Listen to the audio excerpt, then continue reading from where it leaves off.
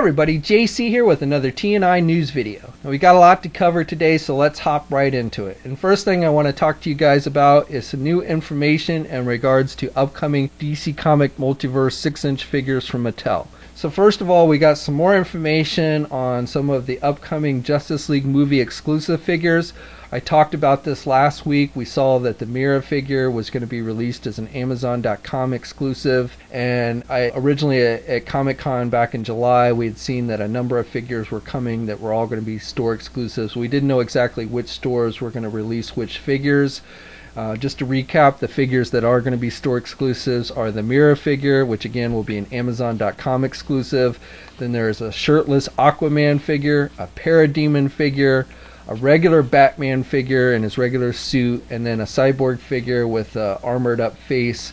Now this weekend we discovered that Walmart has listed both the Cyborg figure and the Batman figure on their website, and so even though they don't specifically say store exclusive on the listings, being that these are going to be store exclusives, I think it's pretty much safe to assume that these are the Walmart exclusives out of the bunch. So that leaves the Aquaman, the shirtless Aquaman, and the Parademon figure, which I'm guessing one will show up at Toys R Us and one will show up at Target. I don't know which one will show up where, but again, that is my best guess, since the people at Mattel had told me at Comic-Con that those were the stores that these exclusives were going to show up at. Now, the Walmart listings don't have a release date. They're not in stock, so you can't actually purchase the figures. I'm guessing probably they won't actually come in stock until around November timeframe, kind of like the Mera figure on Amazon. But again, that's a guess. I don't know for sure. They may start showing up in store shelves, physical store shelves, before they're actually available for online. So, we'll just have to keep an eye out.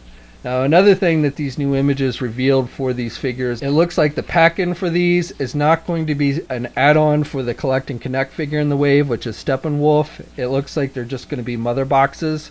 So the two Walmart exclusives, that's definitely what they're including. Each one comes with 3 different mother boxes, but I'm guessing that that's what all of these exclusive figures are going to have. The Amazon.com Mera figure, the images on Amazon didn't show what the pack-in was going to be, but I am guessing that that is the case. They had these mother boxes on display at Comic-Con, but they didn't specifically say that was the pack-ins for them. But, based on these new images, I'm guessing that's going to be the case with all the store exclusives, that they're not going to actually have additional parts for the Collect and Connect figure. Now, in other news, Walmart also listed the Young Justice Wonder Girl figure.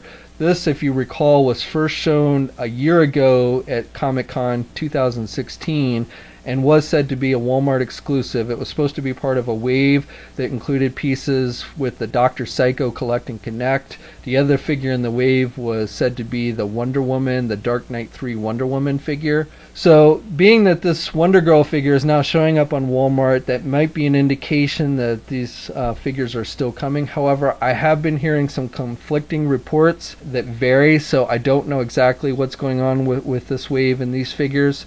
So one report says that due to a shipping error, Walmart didn't get these figures, and so Mattel decided to basically scrap them as Walmart exclusives and include them with the 2 remaining Super Friend figures.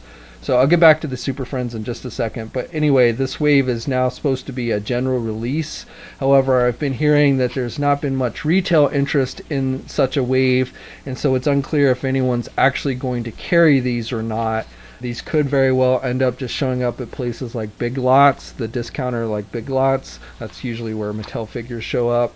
But I don't have any kind of confirmation on that. Again, being that Wonder Girl is showing up on Walmart, it may be that Walmart doesn't in fact end up carrying them. Now, circling back to the Super Friend figures, if you recall earlier in the year, there were these 4 Super Friend figures that showed up, 2 of which were seeing a release in Canadian Walmarts, and it was said that these eventually would make their way to the United States, but then never showed up. The 4 figures in the wave include Aquaman, Superman, Green Lantern, and Batman, and it was the Green Lantern and the Batman figure that showed up at Canadian Walmarts earlier this year, and then the other 2 had yet to be released. And the Batman and the Green Lantern had not shown up until just now. I've been hearing reports of people starting to find those 2 figures at Walmarts here in the United States, but it certainly took a while for them to show up here.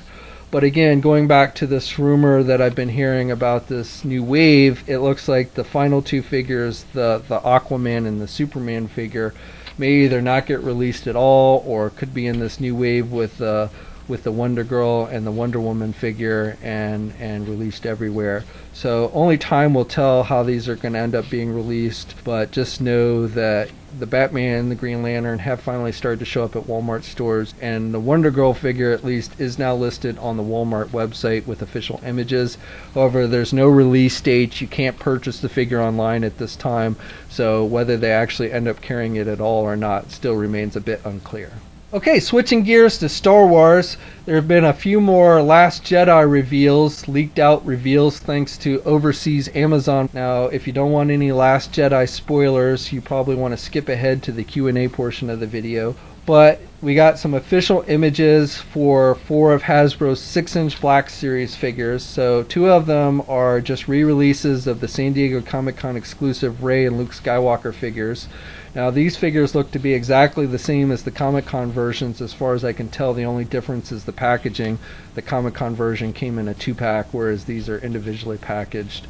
But otherwise really doesn't seem much difference to me. Same accessories and everything. We knew, we pretty much figured that Hasbro would release these figures individually, but a lot of times the Comic-Con versions have something different, an extra accessory or something. And in this case, I'm not seeing anything extra based on these images. The other figures they revealed was the Kylo Ren figure, which I talked about last week. We had seen some in-hand images of that figure actually leak out online, but now we're getting official packaged and loose images for the figure. And we can see that Kylo Ren, this is the Kylo Ren without the mask, and he's going to come with a cape. Looks like one of those capes that just kind of fit on his shoulders.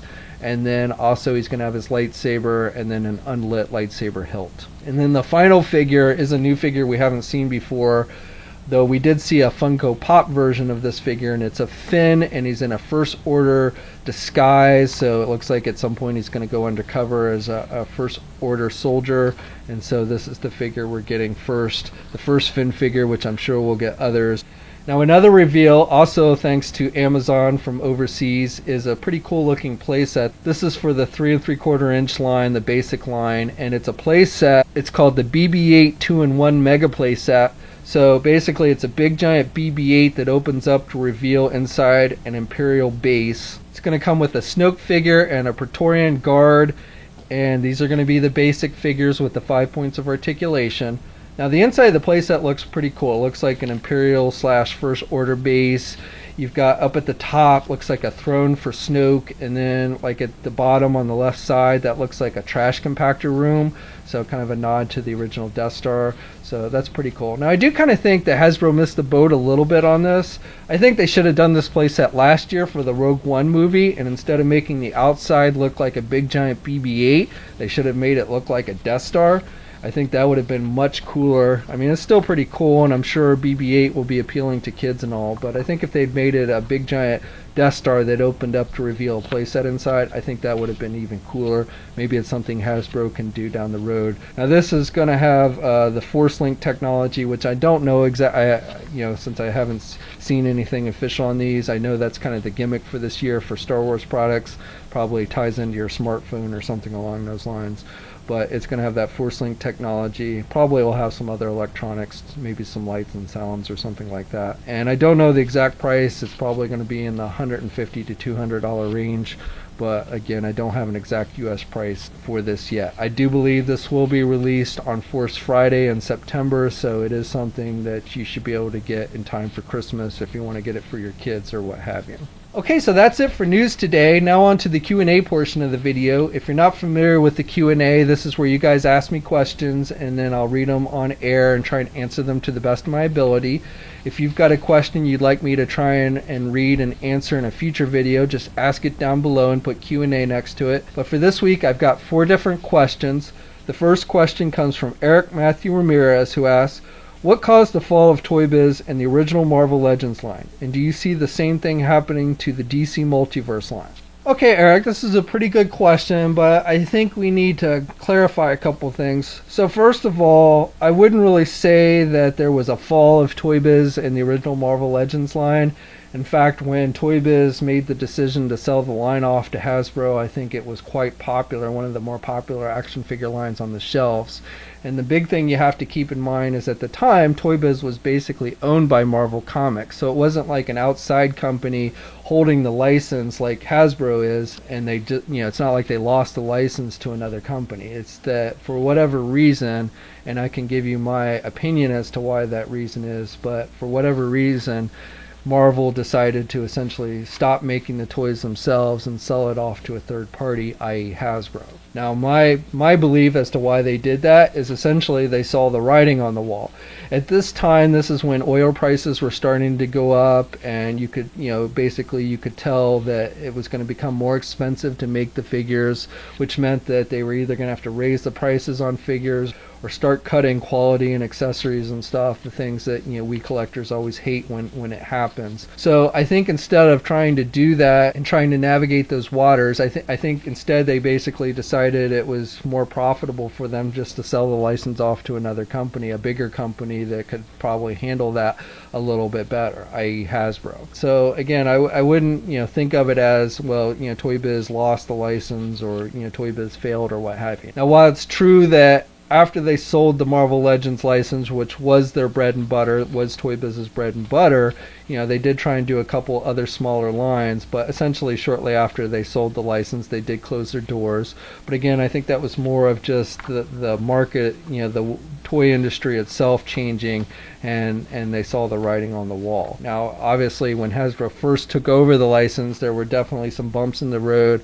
The first Hasbro Marvel Legends figures were a little less than desirable. It took them, several years to kind of get up to par with the Toy Biz, and even, to some extent surpassing the Toy Biz in many ways. But again, a lot of that had to do with balancing quality with cost and stuff. So as to, do I see the same thing with the DC Multiverse line? Well, no, because it's a totally different thing. They're, basically much like Hasbro, where Warner Brothers and DC Comics sold the license to DC, or to Mattel, and Mattel makes the figures. Now, one thing you have to keep in mind, and I think I've said this before, is these collector lines, these 6-inch lines for both Marvel and Hasbro, and I do think Hasbro puts a little more emphasis on their collector lines than say Mattel does, but that's not where the bread and butter of these licenses are. The bread and butter is with all these other products that you see on shelves that are geared more towards the younger kids, the 12-inch figures, the interactive talking figures, the role play stuff, the figures with the 5 points of articulation, which are much cheaper to make and kids will still buy. So that's really where the bread and butter with these licenses are, that are tied into these big major blockbuster movies, and that's why these companies like Hasbro and Mattel have gone after them. Mattel probably could quit making 6-inch multiverse figures lines, and it really wouldn't make much of a dent in their bottom line for the DC license, in my opinion. So the next question comes from Thakur, and I'm probably butchering his name, so I apologize, but he's asking, any idea what is the release date for the Marvel Legends Vintage Wave? So I don't have an exact release date, but I was told at Comic-Con that these should start seeing release early next year, so probably a January, February timeframe, but again, I don't have a specific release date on those. Zarvin asks, do you know when the new DC TV figures are coming out from DC Collectibles? So the White Canary figure, the Kid Flash figure, and the Atom figure that were shown at Toy Fair, those are all due out in November of this year. And then there's a Flash figure, which is basically, they're calling a Season 3 Flash, but really isn't much different than the previous version as far as I can tell. And that comes out even later, I think early 2018, but I don't have an exact release date on that. And then we don't know what else is coming from the line. They've hinted that there is more stuff coming, but again, nothing specific has been announced beyond that. And then the final question comes from EJ Style 7. Any word on when the DC Multiverse Clayface wave is coming out? So again, I don't have an exact release date, but that should be out by the end of this year. Okay, so that's it for today. Again, if you've got a question you want me to try and read and ask in a future video, just ask it down below and put Q&A next to it. Also, leave a comment down below letting me know what you think about the products that we discussed today. I always love hearing your input. If you're so inclined, please like the video, and if you haven't already, hit that subscribe button down below. I'd really appreciate it. You can also follow me on my Facebook, Twitter, and Instagram accounts. It's a good way to stay in touch with me, and the links to those are in the video description as well. And until next time, guys, I will catch you later.